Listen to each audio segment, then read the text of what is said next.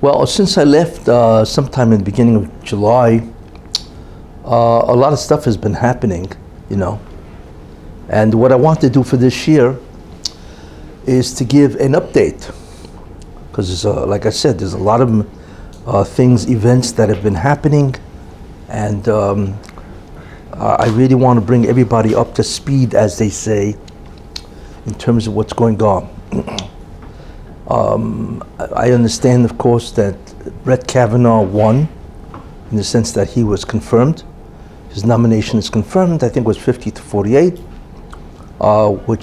which has enormous repercussions for America and also for the Democratic Party. And also it has tremendous repercussions, as I will explain, of the concept of the messianic process.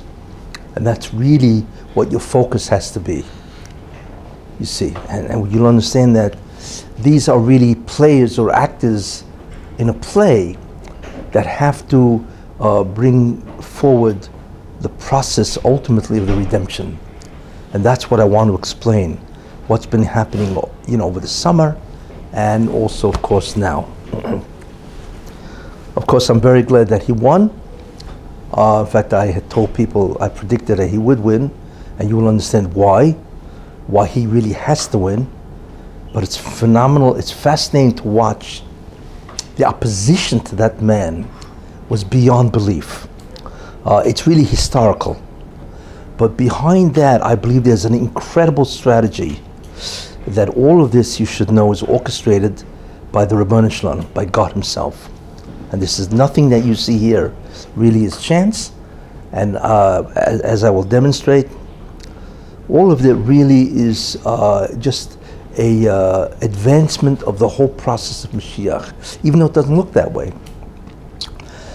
Now, the truth is, I don't know if really anybody understands what's going on, you know, outside, you know, because it looks like, you know, just chance and randomness and so on, you know. I mean, it's incredible to watch, you know, especially the last 2.5 weeks with the Kavanaugh, you know, the Senate Judiciary Committee. It was just absolutely mind-boggling to watch. But to most people, it's just that, well, look, that's what happens, you know. But the truth is, really, the pneumius is the real hidden story. Is much deeper than that. And this will profoundly change many things in America and even the whole process, as I believe of Mashiach, as I said, yeah. So, first to just again to go back to some of the groundwork, we know that, and of course, you know, all the shurim I gave before is really all the background of what I'm going to say tonight. We know what's very important, and that is that Esav, the brother of Yaakov, or Edom, because that's who he became, we know that really he started out as a patriarch, as an Ov. We know that. And then by the time he was 13, he began to sin, and by the time he was 15, it was a complete break. And he lost his ability to be a patriarch. So that is, so that's what happened basically, you know. However, what is important to know, which I have mentioned many times, is that that Esav really, he was part of what's called the tikkun process, which I had explained. The tikkun being the rectification or the restoration of the presence of God in the universe. And Esav initially was an Ov, a patriarch, who was part of the tikkun process. Okay, and then of course he sinned, he lost that ability, and therefore we would think, of course, that he has nothing to do with the tikkun process. And we know also, which I've explained, is that that's not true. That the Medrash alludes to this, which I mentioned, the concept of Ya'avoid and Ya'aved, where it says in the prophecy that that Rivka heard when she had Yaakov and Esav fighting within her. There was a whole prophecy, and part of that prophecy was Rav Ya'avoid So'ir. The older will serve the younger. Now, what does that really mean? Is that the older, who's Esav, right, will serve the younger, which means that they are both of us at that point in time. Obviously, before Esav was born, there was no sin. So Esav will serve Yaakov, which means that Yaakov and Esav together are part of the tikkun process. Very important concept, okay? However, what's going to happen is that Yaakov will be part of the spiritual element of that, component of that, and Esav will be the component where he will go out into the world to destroy the Satan. So it's two different departments in that sense, you know. So Esav therefore assists Yaakov in ultimately bringing the God's presence back to the world. Now we know that therefore that's what it means by Ya'avoid. But the Medrash points out, which is interesting, that Ya'avod doesn't have any punctuation in the Torah. Therefore it can be read Ya'aved, which means that Esav will either oppress or dominate or enslave Yaakov. And I had mentioned what that means. That means that, because I had mentioned that there are three ways to do the tikkun. You can do the tikkun through mitzvahs, commandments, tshuva, repentance, or yisur, no suffering. So I mentioned that therefore that Esav will be the major person that brings suffering to the Jewish people so that they can have a expiation of their sins. Because that's the third way of doing the tikkun. That Esav, of course, would be the major character. And therefore Yaakov, if he sins, he will have a kapara, an atonement, through the suffering brought about by Esav. So therefore Esav is still involved in the tikkun process. This is what we see. Except instead of being involved in a direct manner, you know, where he enables Yaakov to do mitzvahs and so on, and the same thing with Esav to do mitzvahs, he will be involved in a other process by bringing suffering on Yaakov, and that itself also will contribute to the tikkun. And therefore, ultimately, Esav, of course, became Ya'aved because he went out, he sinned, and he's still part of that process, but he's now the process a whole different way. Now, what also is very important, which is really unknown to most people, is that in the end of time, Esav does tshuva. Esav does tshuva, which means that he repents, and he now goes back from Ya'aved to Ya'aved. He now goes back from oppressing Yaakov and bringing tremendous suffering on Yaakov. He now goes back to helping Yaakov do the tikkun process. And this happens at the end of time, which means that it happens right before the end of the Ikvus de Mashiach. And I had mentioned previously that there are three stages in the termination process. One of them is called Ikvus de Mashiach, which means it's right before the Mashiach comes. The world is now rearranged to bring the Mashiach. And the Ikvus de Mashiach is a stage before Aschalta de Gula, which is the entry of the Mashiach. And ultimately the last stage is called Yemei Mashiach, which is the Messianic era. So when does Esav come back to tshuva? He does it at the end of Ikvus de Mashiach, at the end of the stage one, which is right before the Mashiach appears. And that's when he does it. Now, I had mentioned also, why does he come back? And I mentioned previously in a whole shir that Esav has a schos. What is that? That he wanted to do tshuva. He wanted to repent. That's what Esav did. He wanted to repent. Apparently Yaakov was not aware or didn't recognize the fact that Esav wanted to do tshuva. And in the end, he hid Dinah, and this is the whole story I mentioned previously.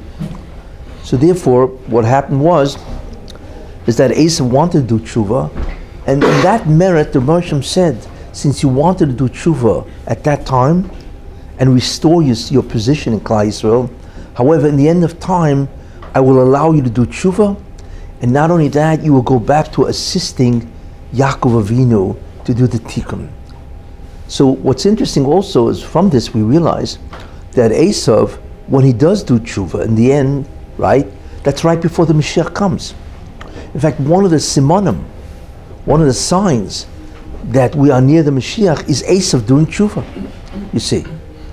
So this is obviously the background of which I had mentioned. And of course I had mentioned also that America is Edom, the good part of Edom, right?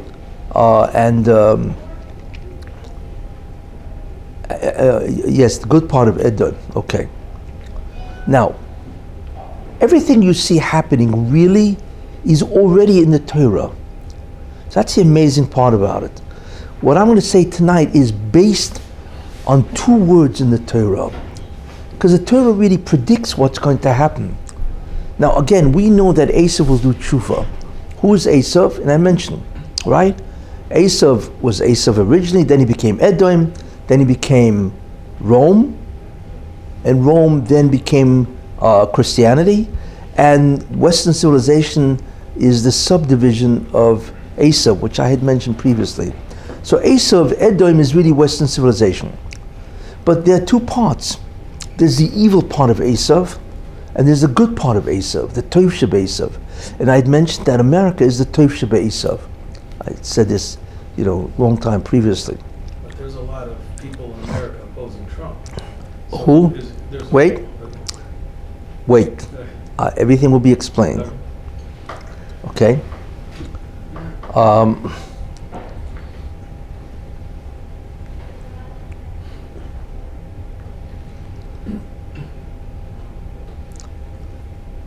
Now,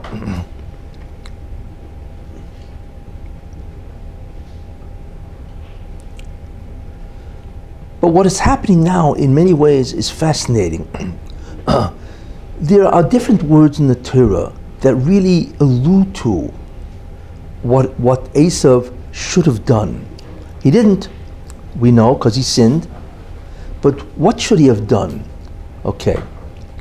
There's a pasuk from the word Ya'aved, we know that, right? He really should have assisted Yaakov. Instead, he's now persecuting Yaakov, and that supplies a kapara, atonement, for Yaakov Avinu, and also for, obviously, the Jewish people. But there's a pasuk in the Torah called Ish Sodeh, a man of the field. Now, Yaakov was who? Yoshev Holam. The Torah describes him as Yoshev Holam, a dweller in tents. And that meant that Yaakov Avinu's job was to bring down spirituality. Yoshev Holam, where he would sit and learn Torah. He would bring down spirituality. And the job of Esav was to go out into the world, you see, and to withstand the evil of the world, and therefore to destroy the Satan. Because his neshama was connected to the Satan. And I had mentioned that previously. And when Esav would do a mitzvah, it would have a damaging effect on the Satan himself. And really, Esav was a patriarch, so he was what's called the shirish of Toiv, the root of good, and the Satan, of course, is the shirish of evil. So one root would combat another root, you see, and in that way, Esav could destroy the Satan. So therefore, he was an Ish Sodeh, a man of the field. You can call it the man of the world, whatever you want, but the metaphor that the Torah uses is a man of the field, which means he was an outdoorsman. If you really want to translate that, He was a hunter, an outdoorsman, and so on. But al-pisoid, mystically what it means, is that he was a man of the field. He was the guy that was going to go out and interact with the world, you see. And what that means is not only that he would withstand the evil, there's something even more than that. What it means by Ish Sodeh is that he would go out and change the world. You see, that's what Ish Sodeh really is. It's got two ideas. One is that by withstanding the evil of the world, okay, then he would, of course, weaken the Satan, and ultimately he can destroy the Satan, certainly by weakening him. But the second part of Ish Sodeh is that Esav would go out in the world and change the world, because that's really what his job is, you see. Just like Avram Avinu.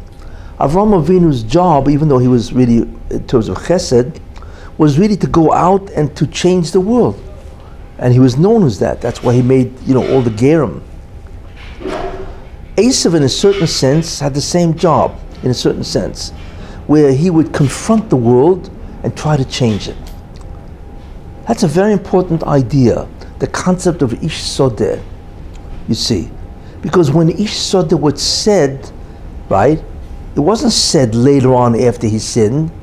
It was said before he sinned and lost his patriarchate key, right? So what that means is that his job is an Ish Sodeh. It's really describing what he has to do.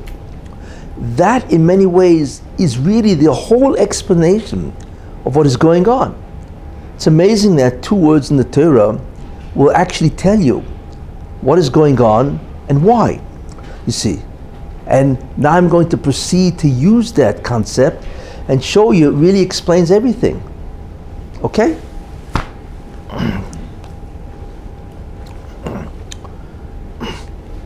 Therefore, what that Ish Sodeh is telling us is when that Esav does return, which he will, because that's what God granted him, that he will return, and then he will be Ya'avoid, he will assist Yaakov, okay? He fundamentally has 5 jobs. By looking at Esav before he sinned, and realizing that this is going to be Esav after he comes back, then we really know that there are basically 5 things that he has to do. Okay? And I'm going to explain them. And believe it or not, all these things that I'm going to mention really explains Trump's behavior and activities. It's really what it is. He's nothing more basically than an Ish Sodeh, a man of the field, a man that has to confront the world, you see, and not just protect himself, but to protect but to change the world, you see. So how does it work? Okay, so I'm going to give you the 5 jobs. 1, he has to assist Israel to do the tikkun, right? Ya'avoid tzo'iyah. So he has to assist Israel to do the tikkun process, which means is that he has to make it easy for Israel, okay, to do the tikkun and also to do the mitzvahs. In other words, to become more spiritual.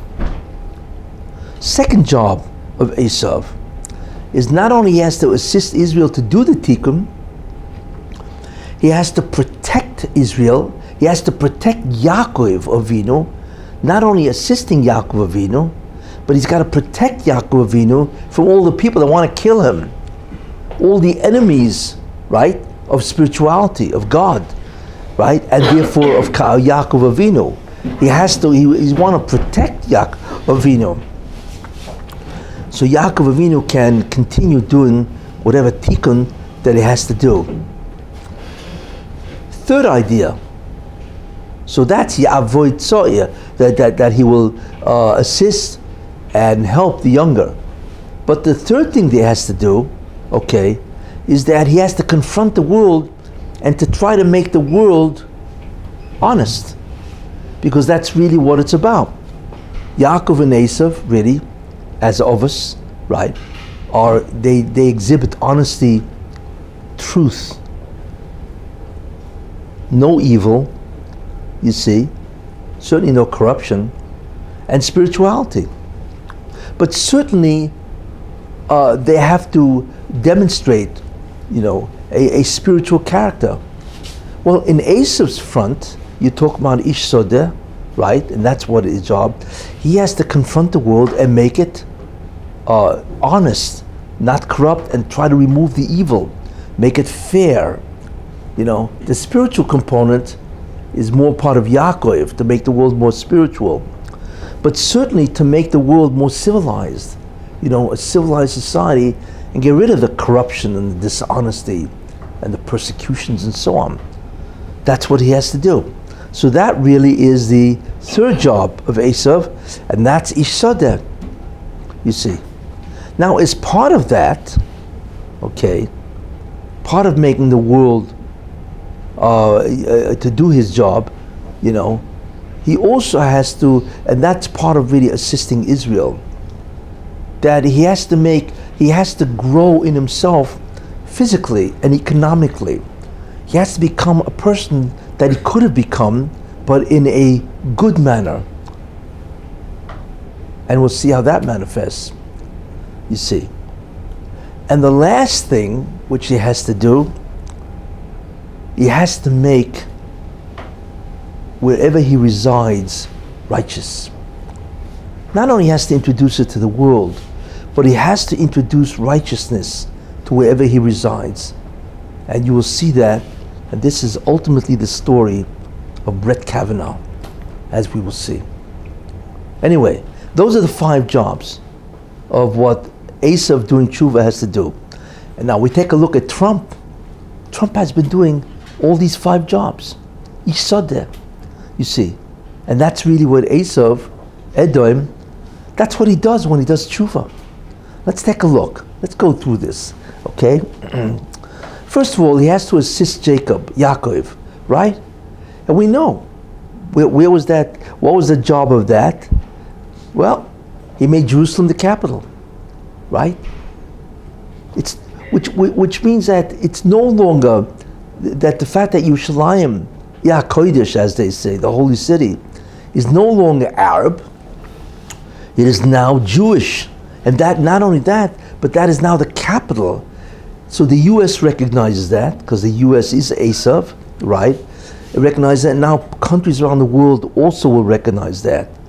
So therefore, he's doing something ruchni by saying to Yaakov, okay, Jerusalem is the capital. But I had mentioned long ago that when Esav does tshuva, it has to be Yehi Lecha Shaloch. Let that which is yours be yours. That is the tshuva, you see, which Esav said when he met Yaakov after Yaakov returned from Lavan. So he said, Yehi Lecha Shaloch, let that which is yours be yours. So Rashi says that this statement is tshuva, where he said to Yaakov, right, that the blessings that Yitzchak gave you, it's yours, which is remarkable, because here he's coming to kill the man, Yaakov.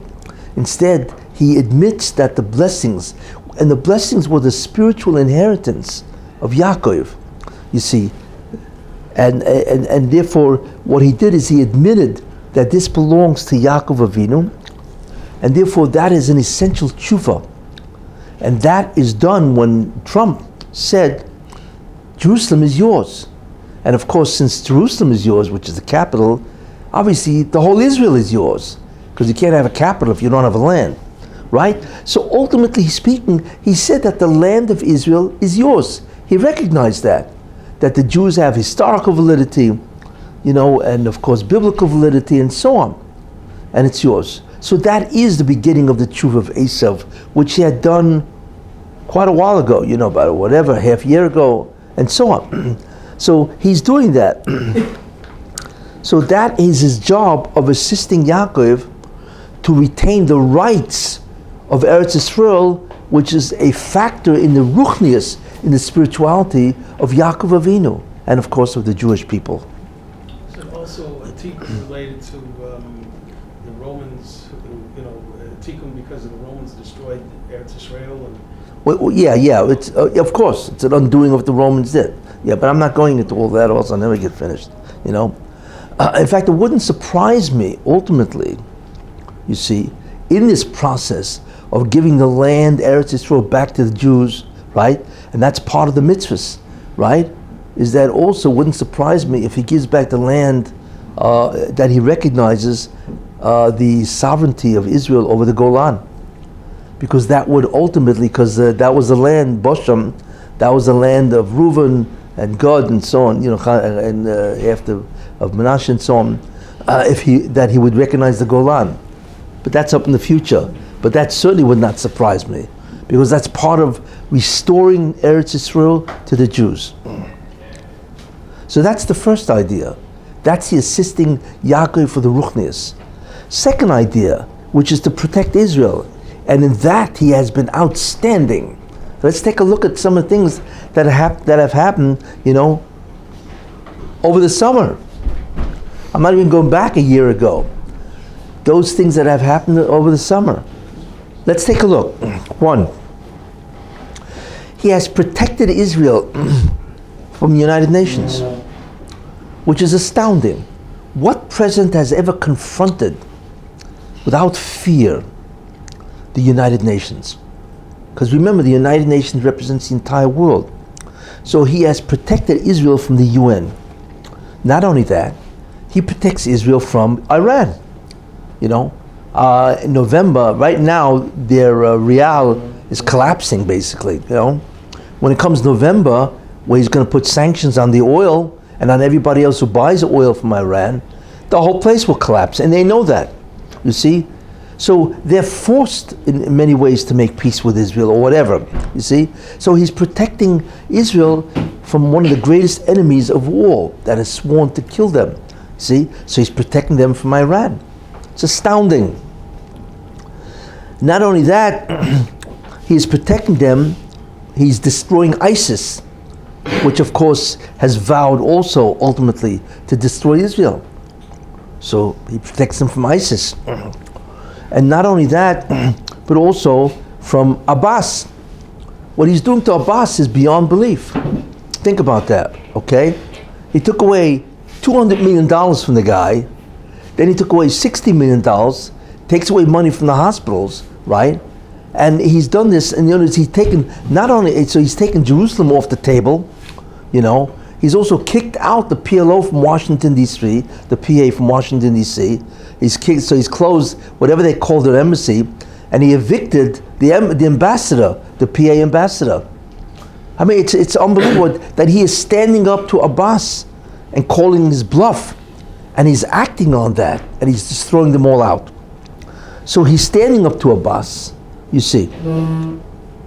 Besides that, so he's taking Jerusalem off the table. But there's something else he did which was completely unexpected. He took off the whole concept of the refugee status away from the Arabs. The UN is an incredibly hypocritical organization because they have a UN High Commission for Refugees, which means that if you're the one who ran away, you're a refugee. But the descendants, your kids, are not refugees. And the UN itself recognizes that.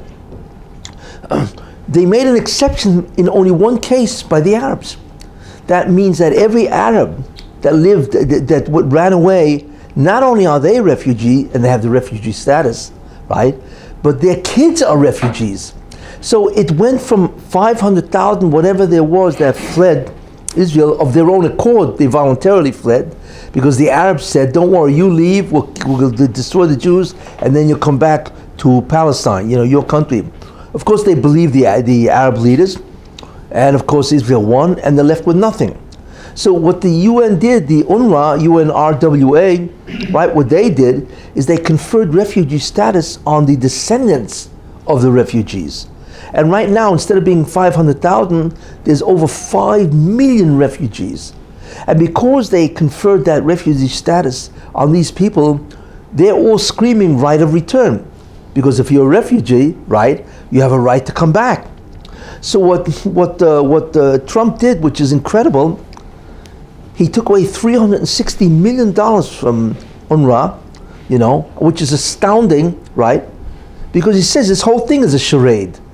There's no such thing as kids being refugees. And you should know one thing, and they're supporting these guys, 5 million people, they have to send them checks every month or whatever they send them, which is a fortune in money, billions of dollars that they're paying from US taxpayers to pay people that have nothing to do with refugees.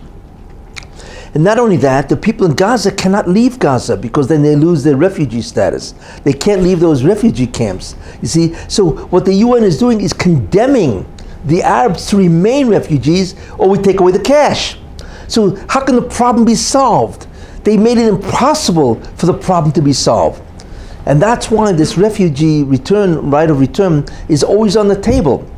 So what Trump did is he removed it from the table. Nobody expected that, which is incredible. This is what he did. So he's protecting not only from the UN, but even from their organizations. He just removed the entire right of return, just threw it right off the table.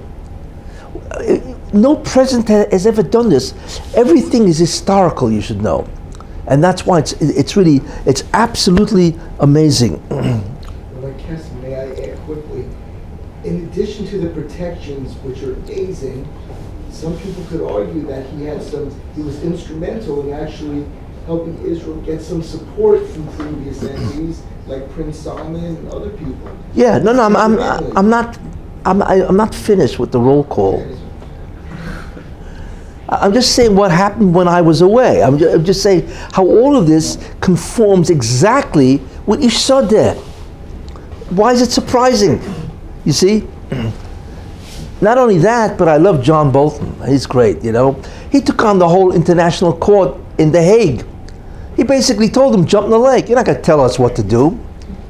You know what I'm saying? I mean, I don't know if there is a lake. I think there's a lake in Holland. Lake Geneva. You know, what? Lake Geneva. Yeah, no, Lake Geneva is in Holland? Switzerland. No, it's in Switzerland. The Hague is in Holland. You know. He says, hey, you can't tell us what to do. It's incredible how Bolton is standing up to the revered International Criminal Court in The Hague. Again, and that's a protection for Israel, because the PA are always going to The Hague and trying to accuse Israel or the US of whatever violations, you know. He just dismissed the whole court. So Israel can easily have now a background for that. You know, okay, you dismissed it, we dismissed them also, which I think anyway Israel did. But now they have the UN that just did that, you see. And also, besides Iran being the enemy of Israel, right, and the UN, it protects them against Europe. Because Europe is also terribly against Israel, you see. But what I get a kick out of, which is great, is he's also destroying Turkey, you know. And Turkey is a terrible enemy of Israel. Erdogan has become a terrible voice to destroy Israel, you know. Because he wants, of course, you know, I love these guys, the pretensions, the delusions of greatness, you know. You know, Iran wants to restore what it used to be, you know, the great Persian Empire. That's the Iranian delusion. You see, Turkey wants to restore the great Ottoman Empire, because they ruled most of Asia and Europe for 500 years. I mean, these guys were tremendous, you know. And he wants to restore that. I think he built a palace that has 1,000 rooms, cost $1 billion or some megalomaniacal gesture, you know. But the main thing, he's destroying Turkey. So not only is the rial collapsing in Iran, but the lira is collapsing in Turkey. You know, why? Again, because that's the oynish of Turkey. And that's his job, you see, because Turkey is a major enemy of Israel. And they are getting what's in English called comeuppance. You see, they're getting their oynish. Why does Mendel think that it just happened? Turkey was never this way. Turkey was always the defender of Israel. Yes. Why in Ashkafa did it change that Turkey became this enemy? That's recent, last 2 years. Or 3 years. That's not something that was always. Turkey was always from the better Arab nations. It's not an Arab nation. well, first of all, the Ottoman Empire is not. It's really Kurds. I think it's mostly Kurds, you know, and the Ottomans are not. Remember, the Ottomans are not Arab. They are Muslim, but they're not Arab. You see, because only 10% of Islam is Arab. 90% is other countries. They're like in NATO, but they're. You know, in the end of time, the Zohar says that the Baruch Hashem brings back many of these rulers that were Rishoim, evil people in the old days. I held Saddam Hussein is a Gilgul of Nebuchadnezzar. I once said that a long time ago, because even he said that he was a Gilgul of Nebuchadnezzar. So I remember I said then, well, why would a guy, Nebuchadnezzar was he worshipped idol worship, you see, and Saddam Hussein, he was Muslim and he worships one God. You know, if you want to take pride, why would you take pride in the fact that you are a reincarnation of Nebuchadnezzar, who's a pagan, basically? So I said then, it's a long time ago, I said, the reason why he's saying he's a Gilgul of Nebuchadnezzar, right, because it's true. That's all.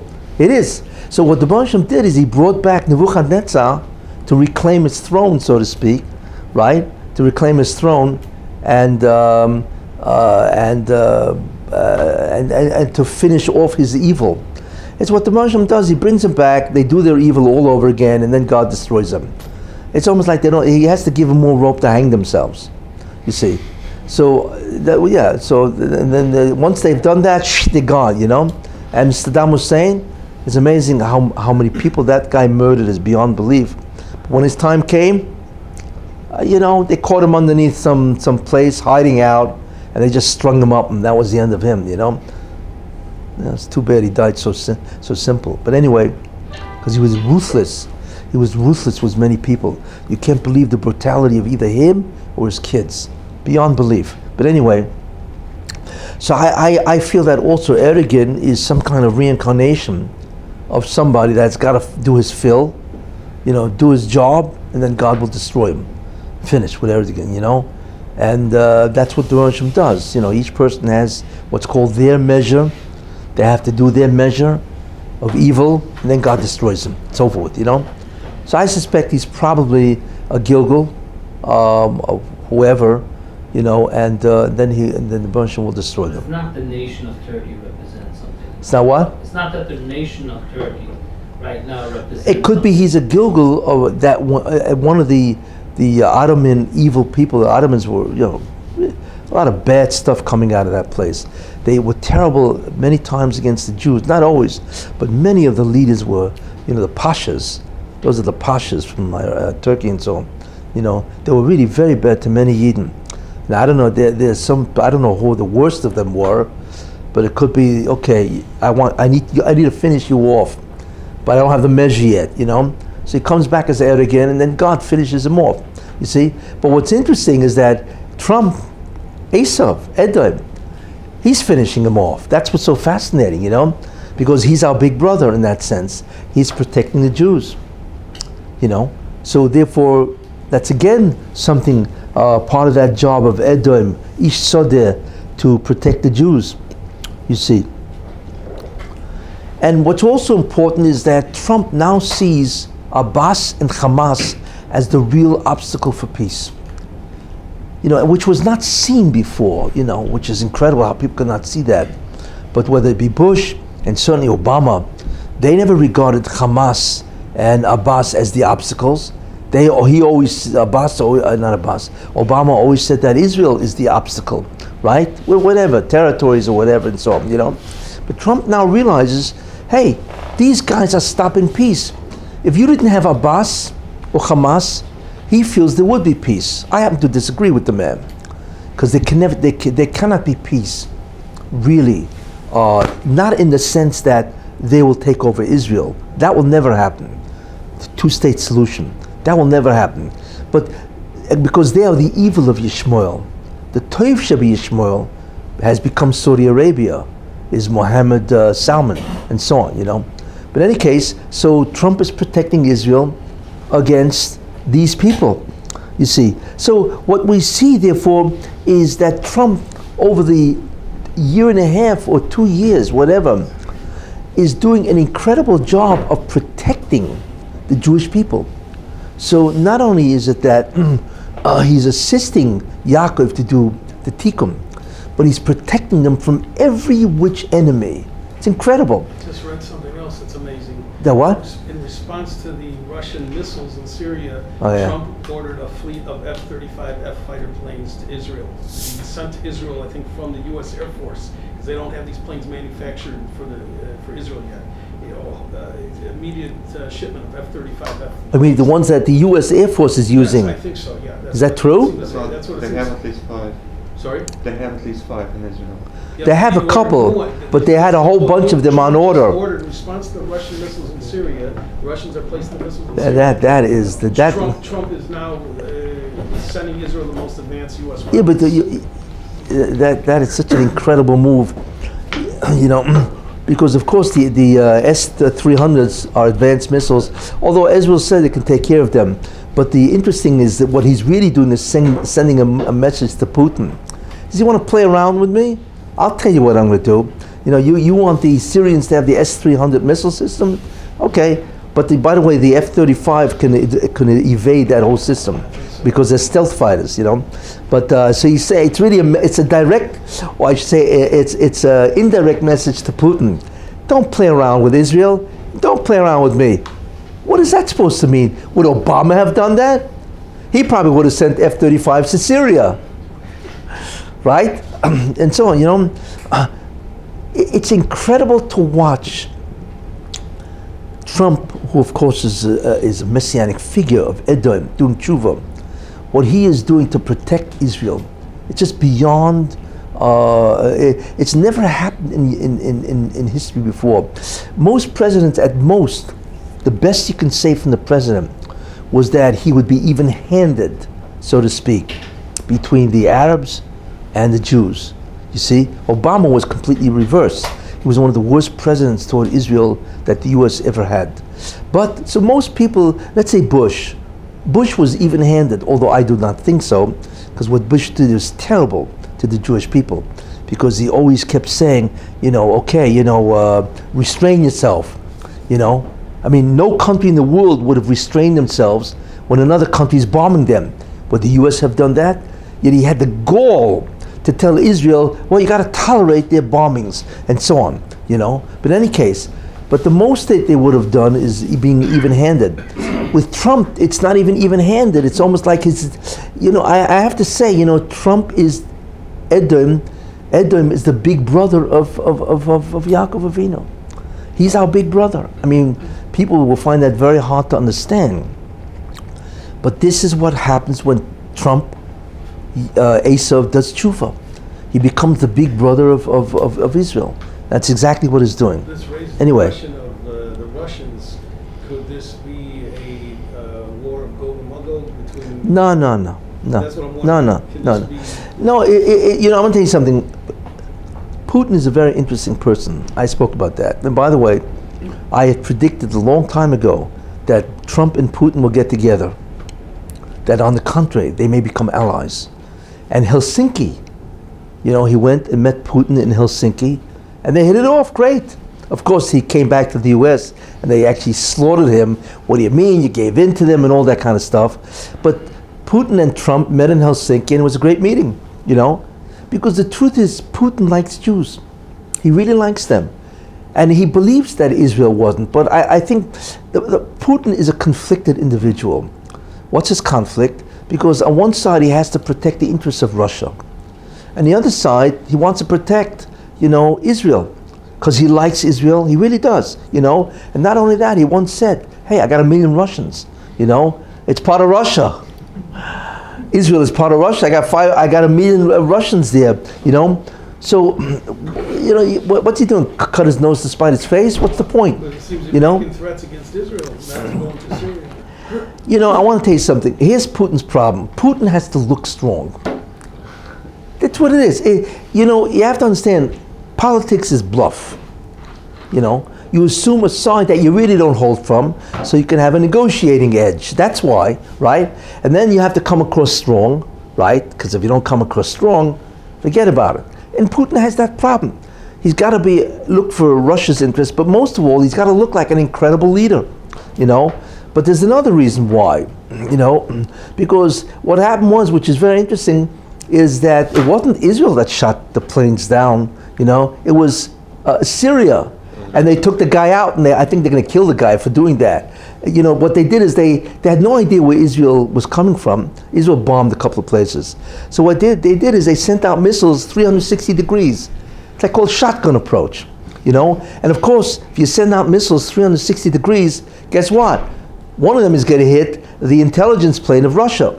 And Putin knows that. Why would Israel do that? Of course not. But here's the problem. The problem is that this demonstrates a weakness in his S-200 series and his S-300 series.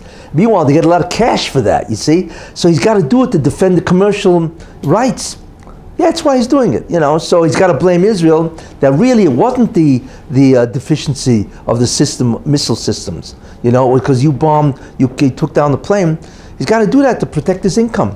That's what it is, It's all politics. But in the end, Putin likes Trump, and Trump likes Putin, because they're birds of a feather.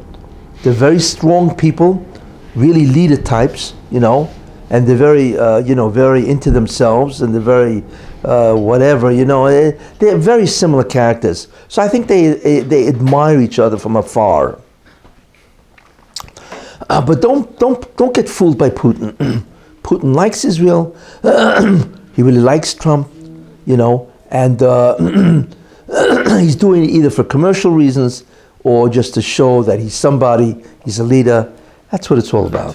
Anyway, but Putin wants to test his technology against the F-35. See, I mean, aren't they He- choosing the small nations as pawns?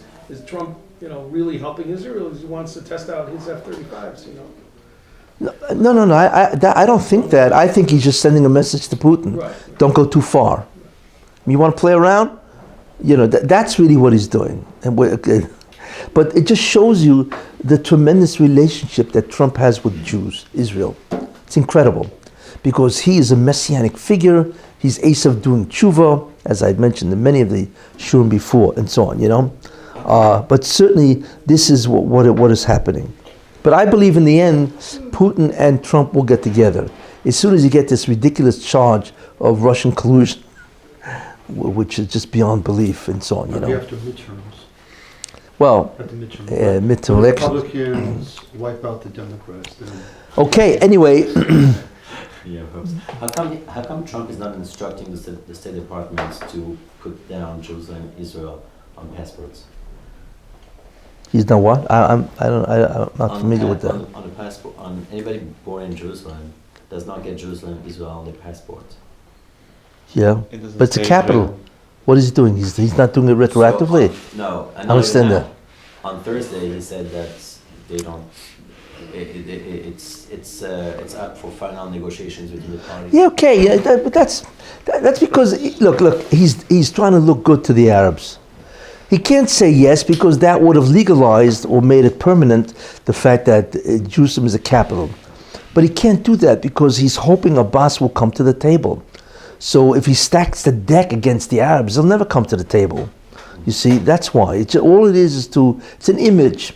He wants to create an image that he's still willing to accept the negotiations with the Arabs. That's all it is. But anyway, but as soon as he realizes that Abbas is not coming to the table, that I'm sure he will make the Jerusalem the capital, and that you can actually put Israel on your passport if you're born in Jerusalem. Anyway, so this is a second concept of Trump, where he's protecting Yaakov. That's a second job of Esav doing tshuva. Ish sodeh. Assist Yaakov, Ya'avoid. He will assist Yaakov, and he will also protect from the world because he's an ish sodeh. That's the second job. Then there's a third job, you see, where his job is also to confront, because he's an ish sodeh.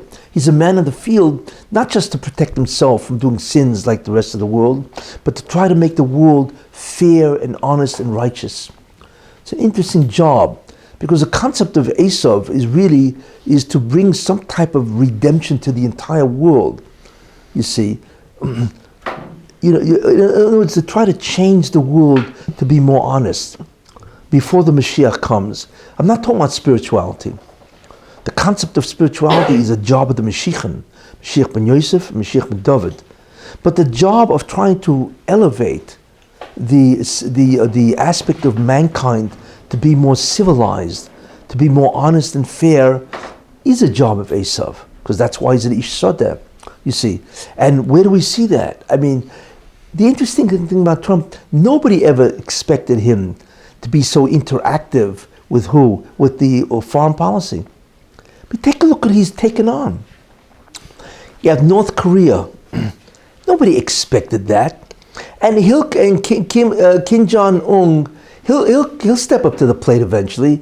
He just, it's the old story, It's the, everybody wants to show that there's somebody, So he's moving slowly, he's trying to defy this it's a game, that's all it is. Because he doesn't want to lose face in North Korea. So he has to show he's also somebody. But eventually he will collapse and because the sanctions are killing him and his country. So he's taken on North Korea, which is historical. He's taken on China, which is unbelievable, the trade with China, you see. And not only that, he's taken on Russia. And what you just said, he sent F-35s to Russia. He's confronting them, he's taking them on, and besides that, there's also sanctions against Russia, you see, so that's number 3, right? Then he's taken on Europe, that they can't believe what he's doing with them, that's the end of the, the pollution business and all that. There's so many things that he's overturned, and then he's confronted NATO, told them where to get off. you know. So that's NATO and so on, you know. Then he takes on the UN, it's the whole world basically, you see. Then he takes on Mexico with NAFTA, you know, and they capitulated. He takes on Canada, so Trudeau, they just quickly signed before he threw them out, you know, Trudeau. So he takes them on, you know. And what we're beginning to see, which is very important, and as you can understand, he's what? Iran. Well, I mentioned Iran because of, you know, the who? The Amity Treaty. Yeah, of Iran. Yeah, the whole thing was a joke. Yeah, he negated that. Yeah, I know. They just did it. Pompeo just threw it right out, and so on. You know. But he's taken them on. But in many ways, that's not the most important thing to take on. He's taken on the whole world. And the world basically trembles for Trump. They tremble because the U.S. is the most powerful nation in the world, number one, you know. And not only that, he's unpredictable. And they're frightened from him, you see. But what's more frightening, he will call them on the table if they're dishonest. Well, you can't make a deal with the man. That's what it is. You can't be a crook. You see, when Esav was in Russia, you could make a deal with the guy. But once he does tshuva, right, then he demands fairness. Think about that. Honesty, fairness, no corruption, and he'll call everybody out. You know, he'll call them out. You know, he calls out England, all of these people, France, and so on. The man has no fear whatsoever of any of these people. And they're frightened of him. They don't say it, but they're really frightened of the man, like I said, because he's unpredictable. And the U.S. is the most powerful nation in the world. The U.S. can destroy you economically and that's what they're doing to Iran and North Korea and so on, you know. So in many ways they're frightened, you see. But what he's taken on, which I will, you know, really dwell on, which is the next concept, you know, he has taken on the Washington establishment. You do not realize how important that is. And that will explain many things going on, you see. But that's his job, is to take on who is the Washington establishment, which I will mention, right? Trump is the Toiv Sheb'Esav. He's a good part of Esav that's doing tshuva, right, for America, and he's a Mashiach of Edom. The Washington establishment is the evil of Esav, the Ra Sheb'Esav. You see, that's really who they are. It's the evil of Esav, and that's what the establishment is, and that's all the people that you're watching trying to destroy Trump, you see. And he's taking them on, which we'll see in a minute. Okay. We see that there are some cracks. So we see that Collins, with this Kavanaugh case, there's suddenly...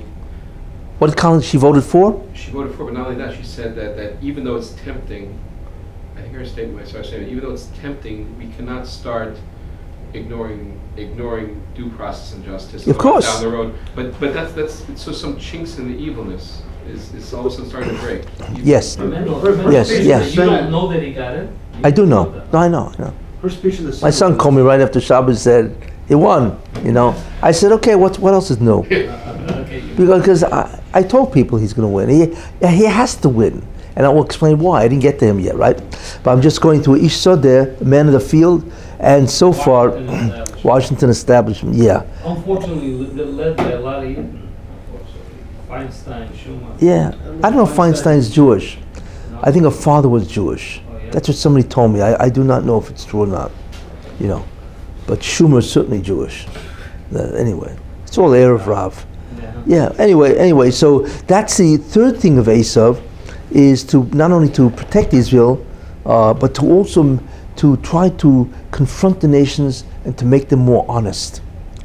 You know, to try to remove the corruption and so on, and the evil certainly, and so on. You know, so that's the third thing. The fourth thing which he has to do as Esav, and that's part of Esav doing tshuva, he has to make the U.S. great. He has to change the United States, you see, into a nation that becomes a superpower for many reasons. One of them is because America needs to be great to confront the world. See, the world will laugh at you if you're weak.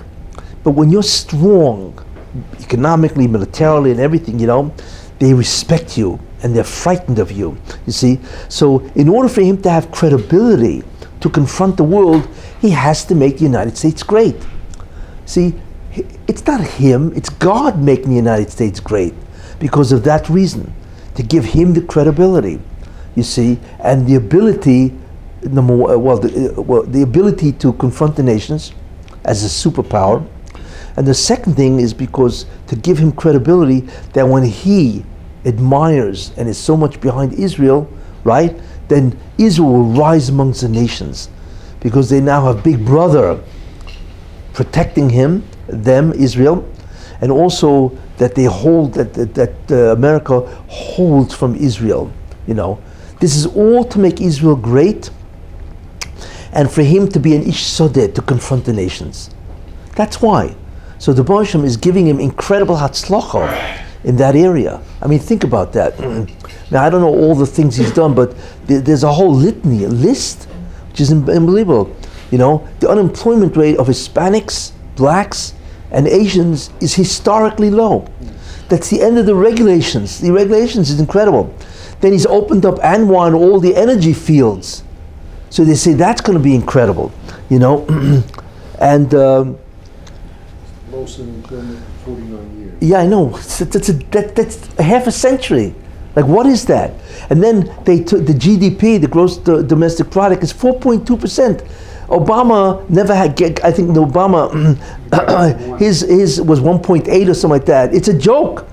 4.2, and they say it's going to continue. It's absolutely incredible what he's doing to the United States, both as an economic force and also as a military force, and so on. This is unheard of. These kind of numbers are unheard of.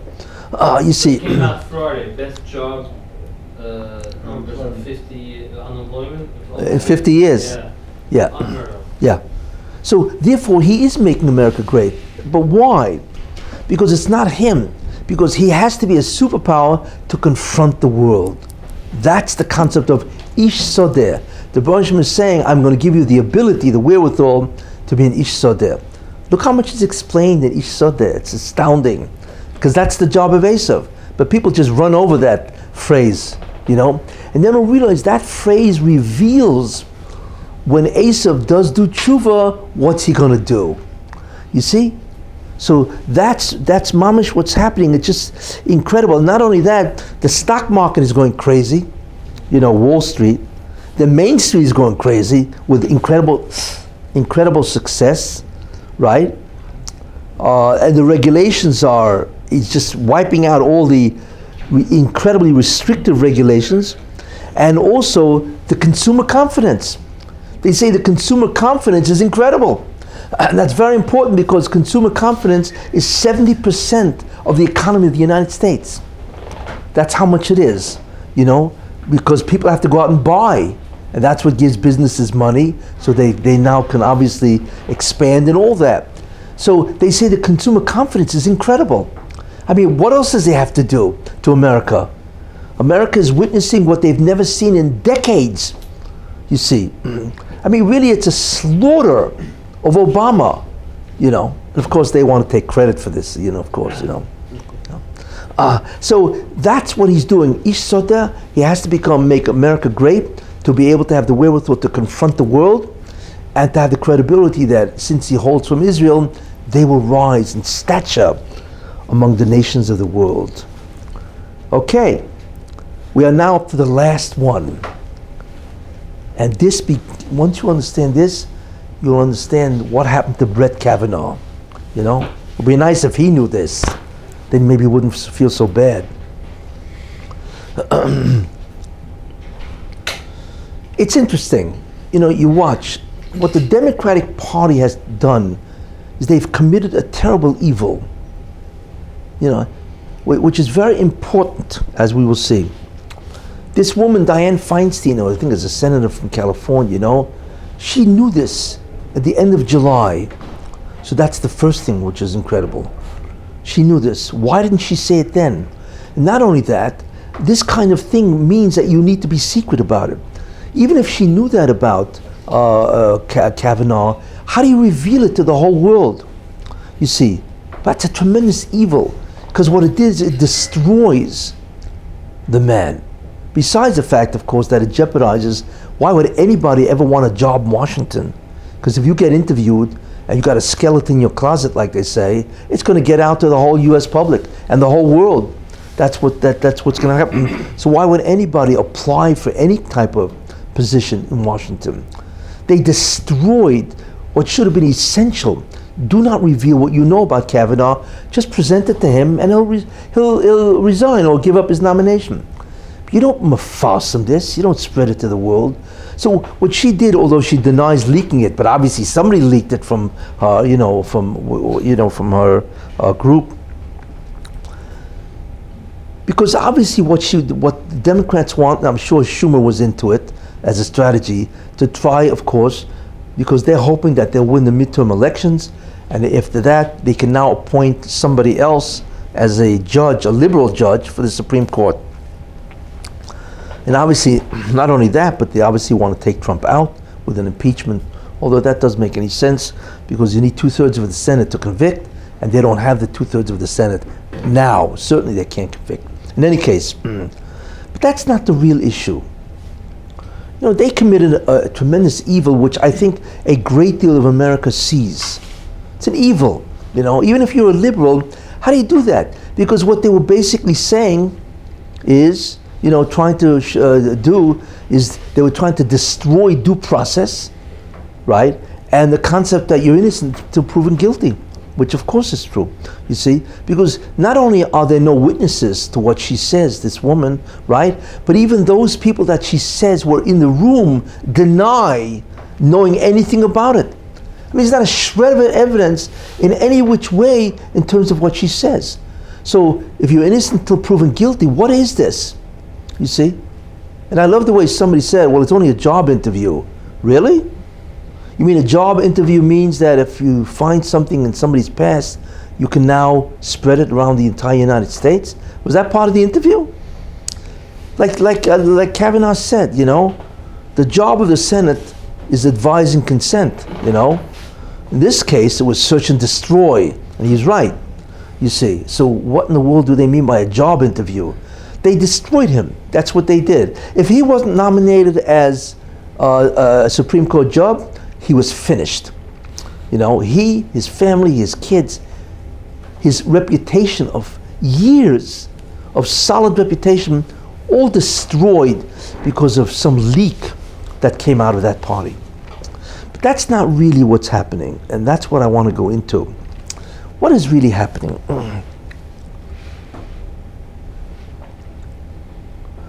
What the Rebbeinu Shem wants to do,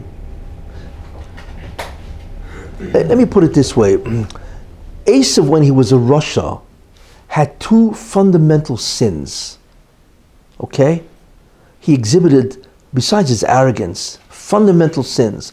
One was Ritzicha. The guy was a murderer. He was a killer. Okay? That's Esav. He's a Ritzeach. Rome, killers, basically. I mean, they did what they did for civilizations and so on. But basically, they slaughtered millions of people. Christianity slaughtered millions of people. For what? And so on. So Esav is a Ritzeach. But Esav is also heavily into zima, incest, adultery, licentiousness. He's heavy into that, you see. The problem is America has the same accusations against it. I think Roe versus Wade, that permitted partial birth abortions, if I'm correct. A partial birth abortion is murder. I don't know if you realize what they do by partial birth abortions, The kid could be 9 months, you see?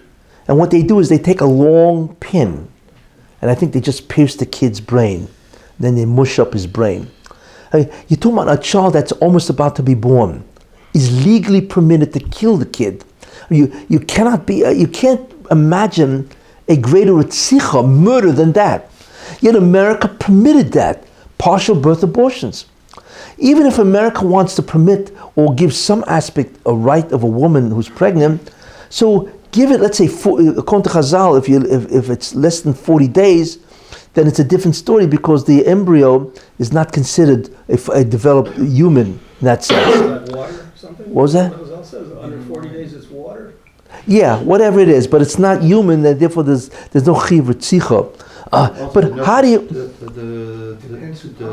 What? The soul hasn't gotten into it yet. Too. Yeah, okay. I'm looking even from the physical aspect, But the astounding thing is that they permit partial birth abortions, and Clinton was big into that, and same thing with Obama. It's murder.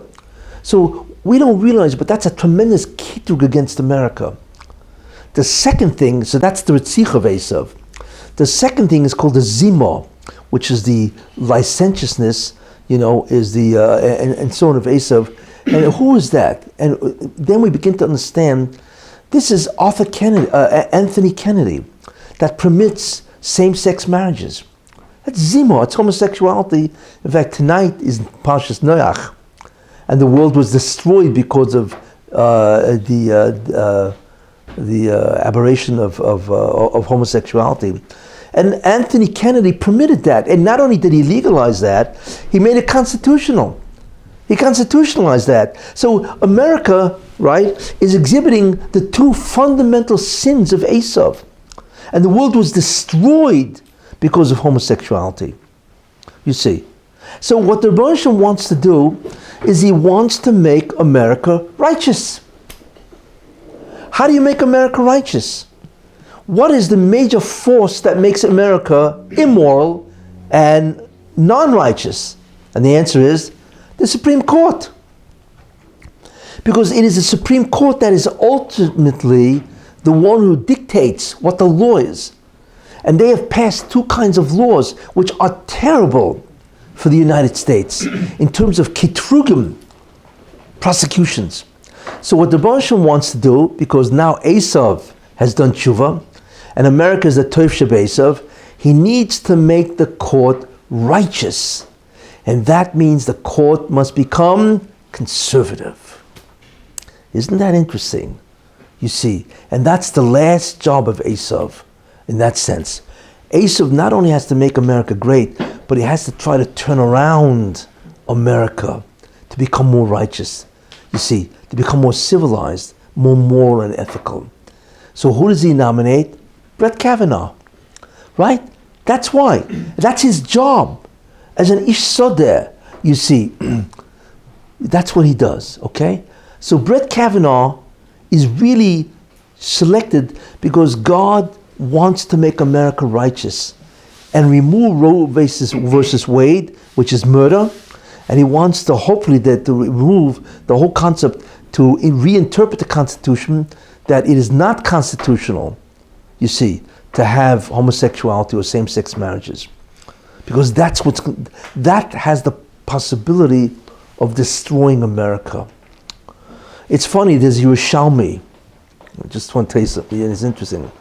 There's Yerushalmi where somebody went over to Eliyahu Hanavi. Eliyahu Hanavi, right?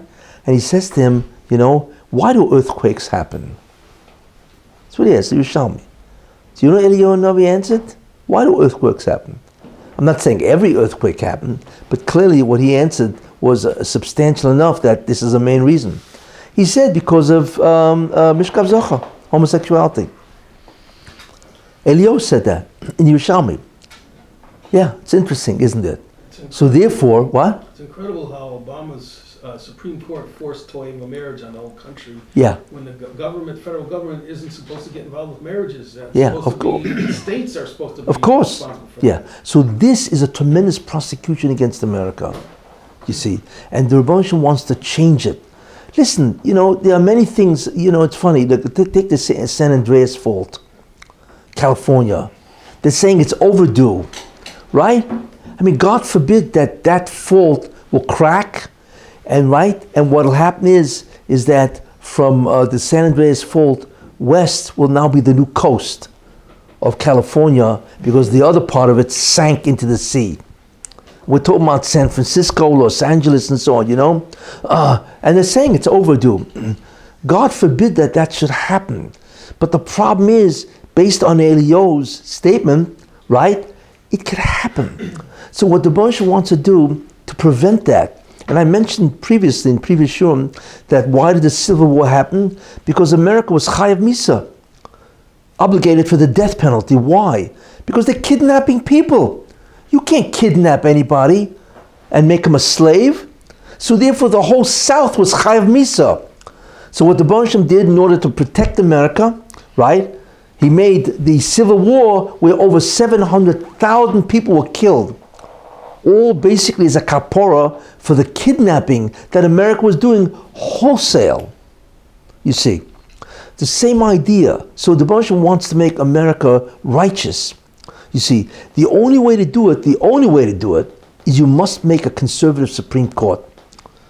You see, and therefore Trump nominates Kavanaugh, because that's his job, you see.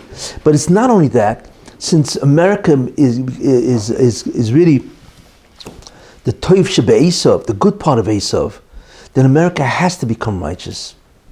But there's a problem here. What's the problem? The problem is the Sultan. You see, he doesn't want America to become righteous, because then he loses his major agent, which is called Esav. We know that the Sultan is the angel of Esav. He loses that, you see.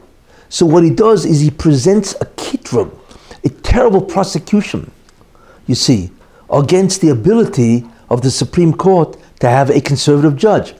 Because if there's a conservative judge, then America will become much more ethical and moral, you see. And that's very bad for the Sultan, you see, for the Satan, okay?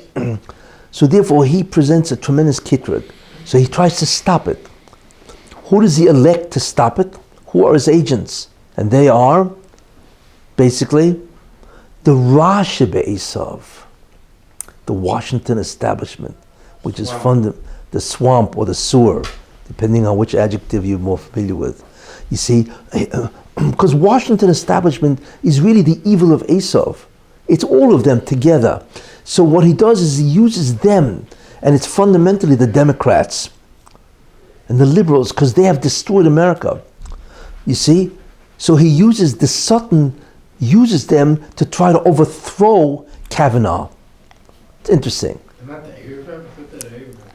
No, because they're not Jewish. But it's the evil part of Esav. And they become his soldiers to try to overthrow the good part of Esav, which is Trump, conservative Supreme Court, Kavanaugh, and so on. That's put him in. Who? They actually succeeded in putting him in. Who did? They. Who's they? The Washington establishment. Wait. Let's go slow. I want to play out the whole thing. What's happening here? You see. So this is what's happening. You see. You're looking at the good part of Esav fighting the bad part of Esav. It's like, because there's still a bad part of Esav. That's called the Washington establishment. You see, and that's why they hate Trump so much, because he's the good part of Esav. He's a messianic figure. You see. That's what they're trying to do. But I asked myself, wait a minute, what's happening besides that? And I realized when the Baruch wants to do something, nothing can stop him. As it says, V'ei yodi matzel, from my hand there's no rescuer. So what he did is he puts into the mind of Anthony Kennedy to quit. Why would he quit? Why would anybody quit the Supreme Court? You get incredible amount of honor, money, it's prestige, it's everything a guy would love. You know what I'm saying? What I see is that the Baruch forced Anthony Kennedy out, because he's the one that legalized and constitutionalized homosexuality or same-sex marriage. So what the Baruch essentially did is he threw him out. Why? Because he wants to change the Supreme Court to an ethical Supreme Court. You see? So we don't know, nobody knows when it's free will and when it's compelled. So he threw out Anthony Kennedy. Kennedy doesn't even know that. He didn't retire. He was thrown out of the position. You see? But my question was, I wondered to myself, okay, you want to get rid of Kavanaugh, why this crazy charge? You don't have evidence, and it was like lahashmid laharoik. they must kill Kavanaugh. Of course, they have to kill because a Supreme Court that's conservative will destroy the Democratic agenda for decades. See, the truth is anybody. But I asked myself, is there any hashgacha that it was the way they tried to destroy the guy was because of some type of sexual, action, you know? They want to exploit the women's vote, during elections. Yeah, but that's what they want to do. That's not what God wants to do. That's why they used a false domestic violence claim. Yeah. Any case, so I thought about that, and there is an idea. What the Democrats did is that, which is very interesting, you know, they actually used the claim that they themselves created. What does that mean? It means Kennedy voted, right, for same-sex marriages. And he's the guy, he's the Russia, because what he did is he presented a tremendous kitrug, prosecution against the United States. He literally endangered the United States. But the Baruch Hashem doesn't want that, especially since Trump is a messianic figure. So he's changing it. So he threw out Anthony Kennedy. But what's interesting is that the way they try to get rid of Kavanaugh is this sexual misconduct, which is interesting. Because what do you mean? The liberals are responsible for the sexual misconduct. Excuse me. You know what I'm saying? You know, by introducing homosexuality in the United States, that is the greatest form of sexual misconduct that a country can do, because that's what destroyed by Noach and the flood, is sexual misconduct, which is homosexuality. So they're using the very charge, the very thing that they did, right, which is create sexual misconduct against the Torah. And the Torah says, of course, it's a death penalty to be a homosexual, right? They're actually using that, and they're guilty of that, to actually destroy Kavanaugh. What an irony. It's when you think about that, you see. But it's also Kavanaugh.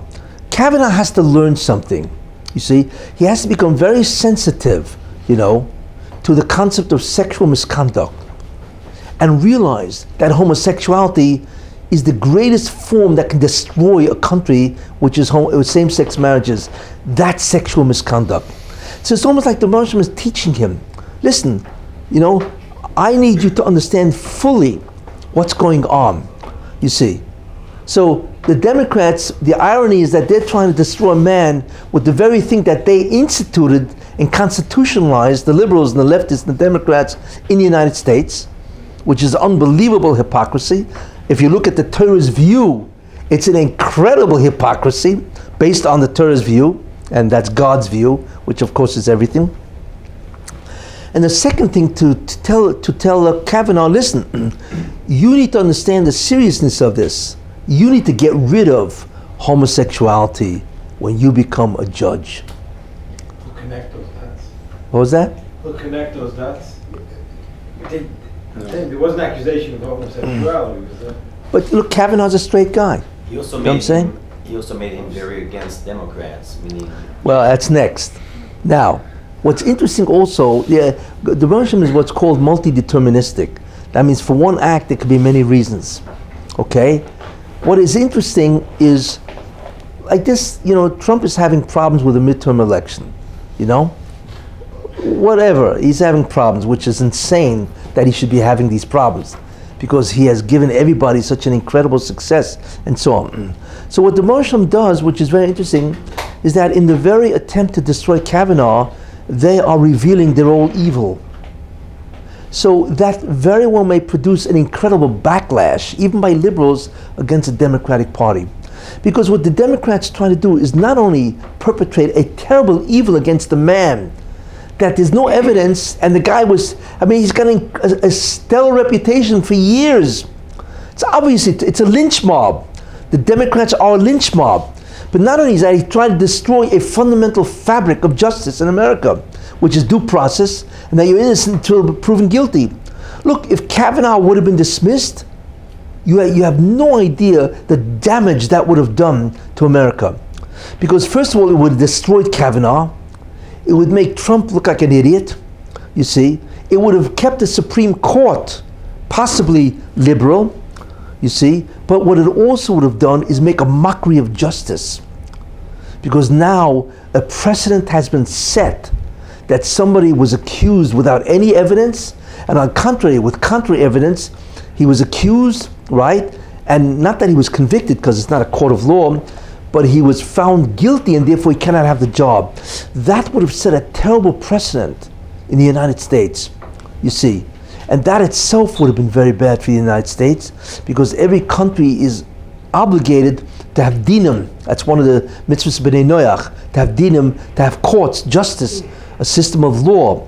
And that would have been a mockery of justice, you see. So the so therefore... Wasn't that also part of the Democratic plan when they did that? Because they wanted to discourage future conservatives to be nominated or yeah, definitely. Position. Definitely. So it was well-intentioned to do that. Yeah, definitely. But my feeling is that what the Moshe did is he also used it to create, hopefully, a tremendous backlash against a Democrat. Because any normal person will say to him, and say, wait a minute, what are you doing to the guy? Okay, we don't want this guy in the court because it's conservative. But if you want to take this guy out, so take him out in a way that makes sense. How do you take a guy out with no evidence, nothing? You've destroyed democracy. You've destroyed, the legal system. That's an unbelievable tragedy, and what do you call it? Travesty of justice. Yes, I think a lot of the women, and so on. Women voters are going to backlash against the Democrat Party because they realize the Democrats are playing them, exploiting them. Yeah. Yeah, but it's very interesting to watch how the Bosham is using they themselves to make sure that the midterm elections will be tremendously favorable to Trump. And you should know one thing, because this was an open display of evil. They can't hide. Everybody knows Dianne Feinstein knew about this in July. Everybody knows it was a delay tactic. So how in the world can you destroy a good man for political agenda, for political reasons? Now, how do you do that? Would anybody want that to happen to himself because of some political agenda where his whole life is now down the tubes? It is such an avla. It is such an unbelievable injustice. How could any fair person not see this? So it's interesting that the Russian would use, besides the other ideas, to backlash against the Democratic Party. And you never know. The country could be so fuming at what they did, that the Senate will become clear majority in the House. And then Trump, of course, will have his agenda. He now can do the rest of the Ish Sodeh. You think he'll lose the House? No. Yeah, it's going to win overwhelmingly. I don't believe he'll lose the House. I don't believe he'll lose the Senate. Because he needs the Congress to do the agenda of what? Of God. The Messianic agenda. To make Esav righteous, right? The Tov Shebesav, so that they can help the Jewish people, right? Protect the Jewish people, confront the world, make America great, and make it righteous. He needs the Congress, So what the Bosham did is he turned, it's almost like, it's like an ahapechu. Haman was destroyed overnight, right? Which is incredible. Here he's on top of his game, as they say, and in one night he's now hanging on a tree. And the Bosham did that actually. There's a second time it happened of an ahapechu. He did that when he put in Trump. It was a miracle that he put in Trump, and it was a nest. I mean, obviously everybody knows it's a miracle. Everybody thought he would lose, everybody, and of course he won at the last minute. So this Kavanaugh election approval and confirmation is in many ways miraculous. Because how can a guy go from this accusation, where he's now the fifth guy in the Supreme Court? That's incredible. And they were not able to do that. So what that means is that America now can become conservative, righteous, ethical, moral, and they can now defy the liberals in terms of what their agenda is. So really, in the end, Kavanaugh was always going to be the guy, because that's Trump's job. The only thing is that he put Kavanaugh on the hot seat for whatever reason to teach him certain things. You see, the concept that you need to go against homosexuality, You never know what's going to happen ahead, you know. I certainly hope they'll overturn Roe versus Wade, because that is a terrible indictment against America. He said he won't. What was that? He said he won't. He respects precedent. That's what he says now. That's before they shook him up. You know, Kavanaugh's a changed man, you should know. Yeah. You know. He said he thought that there's two types of Republicans: Bush Republicans and Trump Republicans. And the liberals hate the Trump Republicans, but he realized with this whole process, they hate all Republicans. Of course. And out to kill every single one of them. Yeah. So you never know what that means in terms of Kavanaugh is a changed man. I don't care what he says, because he has now been exposed to the incredible evil of politicians to destroy him. I mean, this was no laughing matter for him. I mean, the man broke down in front of the Senate Judiciary Committee. I mean, he was crying and his wife was crying. I mean, what they were doing to the guy is just beyond belief, you know? So he has now come to certain realizations. What was that? Who knows how many death threats he and his family received? Yeah. But it's very good that a judge, what was exposed to him is the evil of the Democrats.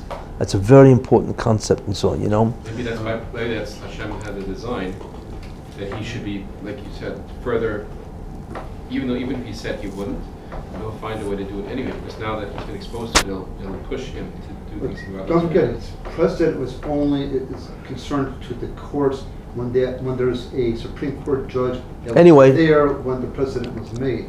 Now there's a new Supreme Court, and there's nobody there that was at the time of Roe versus Wade. That precedent doesn't hold anymore. It only holds with regard to... Anyway, one more thing I want to mention, which happened over the summer, is that Israel passed a basic law, which is fundamental, it's almost like constitutional, where Israel is a Jewish nation state. That's a very important idea. Why? Because when something is a basic law, then the Supreme Court must uphold the Jewish character of the state. The Supreme Court in Israel is the Erev Rav. It's one of the essential Erev Rav of Israel. So now something has been passed, which is a basic law, which stops them from destroying the character of Israel by saying it's secular and so on. They now must defend the Jewish nature of the state, which has tremendous implications for many laws. Why is that important? Because it's the beginning, I feel, it's the beginning of the end of the Erev Rav. Because it's now a law in Israel that you must defend the Jewish character, which is Shabbos, Kashrus, I mean, whatever it is, they must defend it. And that is a smack in the face to the Erev Rav. You see? And that itself means that is the beginning, I feel, of the end of the Erev Rav.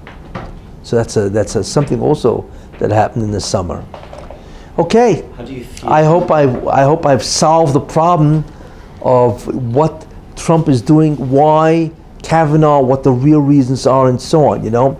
But remember, you have to remember, all of this is in the Torah. Ish Sodeh. You see, everybody runs over that phrase. Well, he's a man of the field. He's a good hunter. He's an outdoorsman.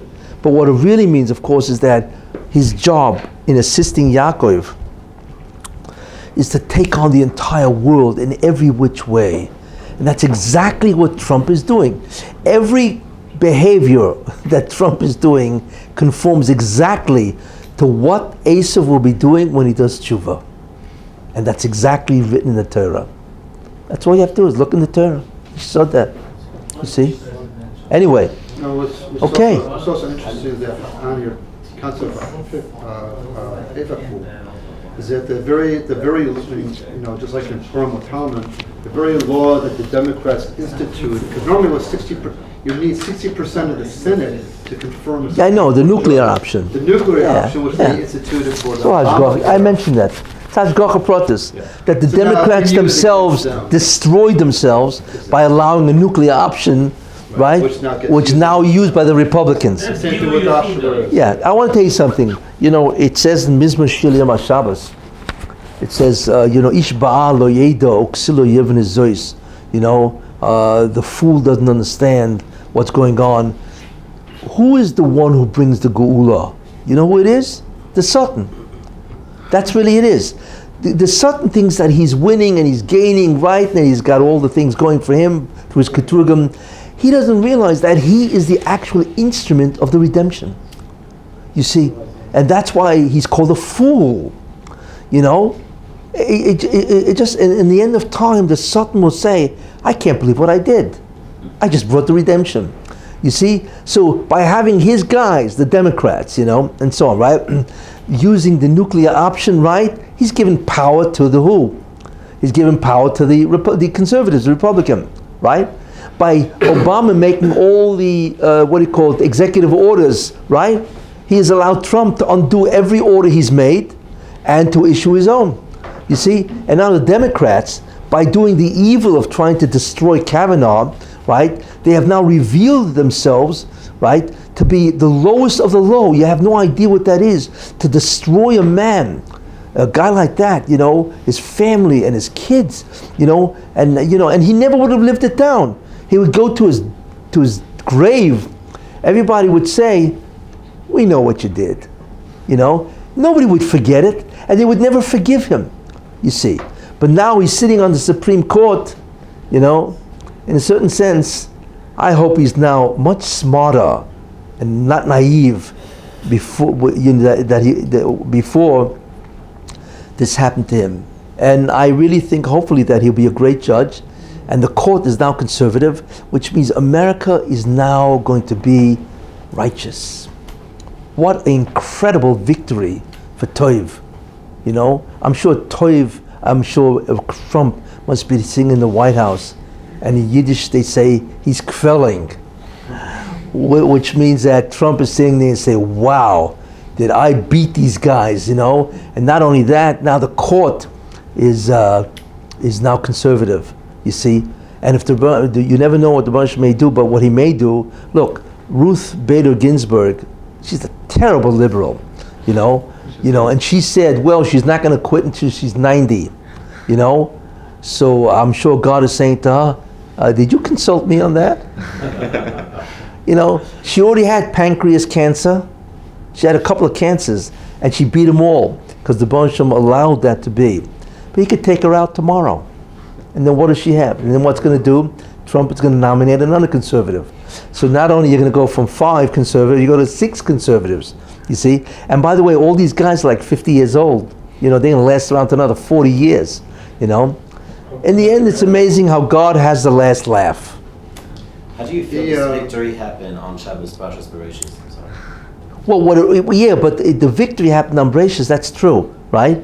So it was pushed off until the original Chet. Meaning, do you feel that it's like a kind of a rectification? I feel the reason why, because you'll notice. Lashon Hara and Zemo, the Nachshon. That's when the Nachash started up today, right? And here today we have the picture of. No, but I believe the more essential idea is the fact that we are now in Parshas Noach, and Noach is exactly right because the flood happened by Noach because of all these same-sex marriages and so on and so on. What? Kasu Ksuva l'Zocher. Who? Kasu Ksuva l'Zocher. Yeah. They wrote a ksuba for a male marriage to a same-sex marriage, you know. But that this happened, you know, after Mincha probably, you know, to Parshas Noach, to illustrate that, you know, this is exactly what God is trying to prevent, another flood. So therefore He's doing it, making America righteous. America has no concept that they're being saved from destruction. And the Russian could do anything, you know, you never know. But that because he's now conservative, that America could do tshuva, and that will save them from a flood or some from geological catastrophe, because now there's a Supreme Court. They have no idea about that. Speaking of the flood that happened in the Carolinas, you Oh, that's with a warning? Florence. Yeah. They're all warnings, of course, yeah. They're all warnings, yeah. But they don't look at it that way. But this is a major victory for the conservatives. Major. It's going to influence. Also explains why he's not presidential. Each side can't be presidential. Yeah. Yeah. Well, the reason why. No, he puts his foot in his mouth and he tries to fix something. Yeah, the reason why he's not presidential is because he's Esav. Yeah. Like, I can do tshuva, but you know, it's like, can a leopard change its spots? Well, he's not supposed to be a Rosh Hashiva. I mean, if he... Exactly, that's why I laughed, with all the accusations against Trump. Everybody was saying it's terrible and so on, he's this and that. I said, what's the deal? Who cares? His policies are incredible. So he doesn't have the dignity. Look at Obama, he had the dignity. He's one of the worst presidents in U.S. history with the dignity. I'd rather have a guy who's incredible in terms of policy. I'm not interested in character. It's worse. Of course, look, he's a decent guy, don't get me wrong. But he's Esav. Esav loves girls. He's like, yeah, that's what Esav does. Come on, who cares? But I don't care. As long as it doesn't influence his honesty, which he is, and his integrity, which he has, and his defiance, which is gewalt tremendous, and his policies. His policies are incredible. I read an article where it said that China, that the people in China, you know what they hold about Trump? I read an article about that. You know what they hold he's a genius, that he's out to change the world order. They hold that because they look at what this guy's doing. He confronts China, and China's not going to fight the United States. All their customers coming from the United States. You know what I'm saying? Well, because they have to show face. He just implemented $200 billion of tariffs. And those tariffs took effect a week ago or something like that. When those tariffs start hitting the consumer here, this is going to be passed on. When you go to Walmart, you're going to be paying more for products. Okay, but you understand? But they're getting hit much worse. The trade deficit is ridiculous. So we have 50 billion. They got 400. What they got? $400 billion. When the U.S. puts a tariff on there, they suffer much more than we suffer with them. Okay, so so $50 billion won't do that, but their damage is much greater than the U.S. That's what Trump says. It's a win-win situation. And anyway, I don't think it'll last that long because they're not going to. They're right now being very defiant. Because they have to. He threatened that in January it'll go up from 10 to 25. He's not afraid. He laughs at these guys. They don't understand. He's sick and tired of them taking advantage of the United States. They've been doing that for years. You see? And none of the presidents did anything. Which you should know, the fact that they didn't do anything and allowed the world, whatever, Canada, China, to rip us off, right, is a neglect or dereliction of their job. And who's watching the store? They should have stood up to China. You see? Why does it take Trump to do that, finally? And they know what they're doing. They demand secrets of companies in order to do business in China. What kind of business is that? They put in small chips in the motherboard of most computers. That's right. China is an enemy. They're spying. They're putting spyware in cell phones. Yeah. There are the cell phones have spyware in it. Yeah. So Trump finally is standing up to all of them. Mendel, we need to fill that. What? This is just the first course. We need the main course. Yeah.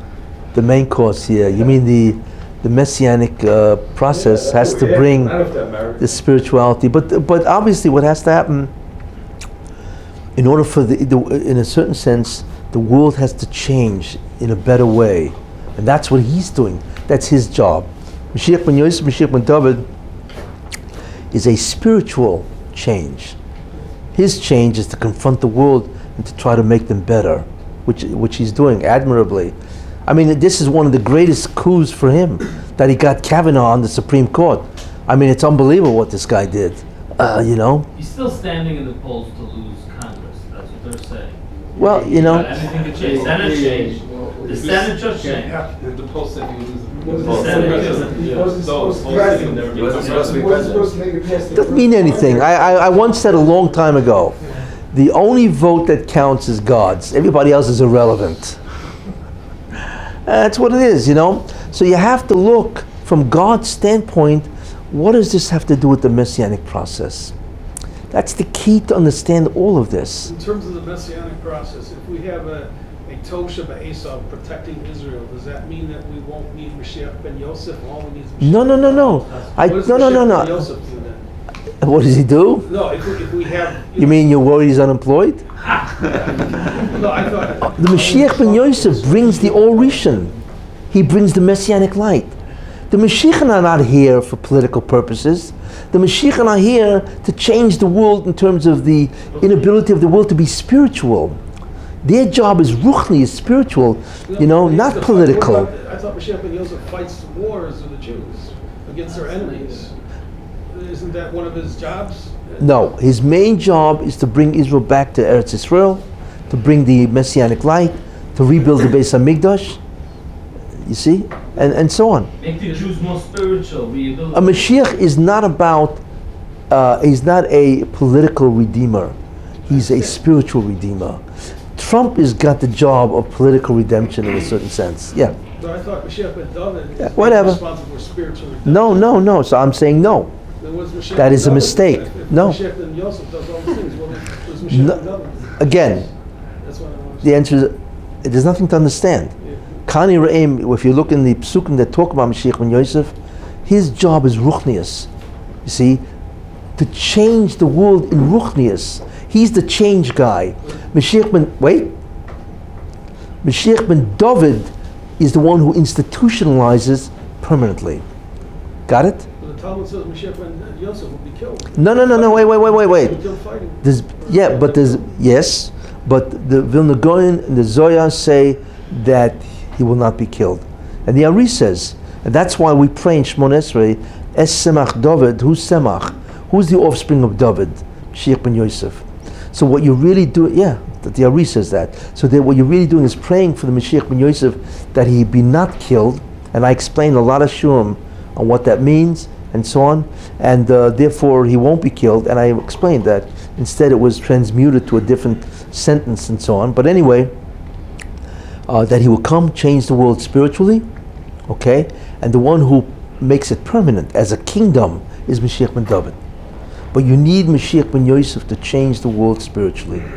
Once the good Shebei Esav does tshuva, does the not so Torah Shebei Esav like copies the what? him?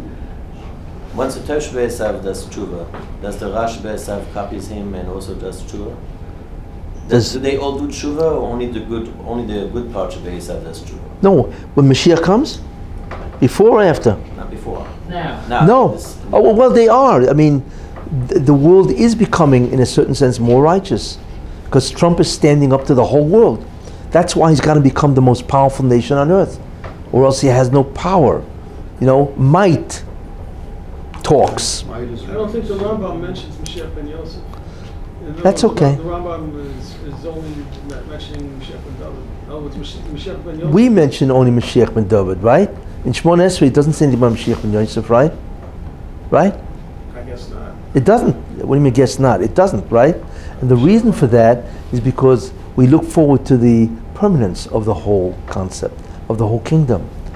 Ben Yosef is part of the process, but he's not the end of the process. So that's why we mentioned Ben David, you see? Does that have to do with the fact that Yosef is Yisoid and he's hidden? But if you look at the Meforshim on Ben Yosef, take a look at Yalkut Shimoni, 499. The whole section is on Mashiach ben Yosef and what he does. Most people don't know about him because he's really in many ways a mystical figure. But I've spoken a lot about him, but that's the difference, and so on. How long from now do you have any idea until the Ben Yosef starts showing up? It's a tough question, man. I know. I mean, that's an indirect compliment, because you're assuming I know. No, but it's not. That's a nice compliment. What? How do you see it in Ashkaf? It's a matter of 10 years. It's a matter of. I see it within 10 years. Yeah, easily. Maybe even 5. What does it mean that the Kessin meeting must start 210 years before the case? Yes. Which is about another 10, somewhere between 10 and 15 years. Well, because Kessin Mason, resurrection of the dead, starts when Mashiach ben David comes. The only thing the Zohar says that it will continue for 210 years, which means that, according to that Zohar, the Mashiach ben Yosef has to have arrived by 2030. What does it mean that? 12 years. What does it mean that? That's why you see such an incredible acceleration of this process. I mean, it's unbelievable. What? You could have taken your old guys also, don't need them for 40 years. Could have what? It could have been 80 also, would have been fine. 80. Supreme Court was justices. Yeah, yeah. But, What does it mean that it's got to start in what aspect of Tichas meeting is starting in 10 years? people getting up from their grave. I don't know what the question is. That's what the aspect is, get up from the grave. So we're actually going to, Yeah, guy's going to get up from the grave. Exactly, you know. Not everybody at one shot, but that Chesed Mason resurrection of the dead is a process that continues for. It starts the big tzaddikim. the guys that are getting up from the grave are going to integrate the people who are already alive? Yeah, yeah, exactly. Yeah, I'm deadly serious. Yeah, that's what's going to happen. The guy's get up from the grave, and what's he going to do? Go back to the grave? He's going to want to interact with, you and other people and so on. That's the living truth. You know? He's going to be without Zoyim. Yeah. Like I don't know how And his body is without the return Zoyama. from the living dead or something like What? that? Is that the return from the living dead? We are not talking here about zombies. Forget about that. Don't date yourself.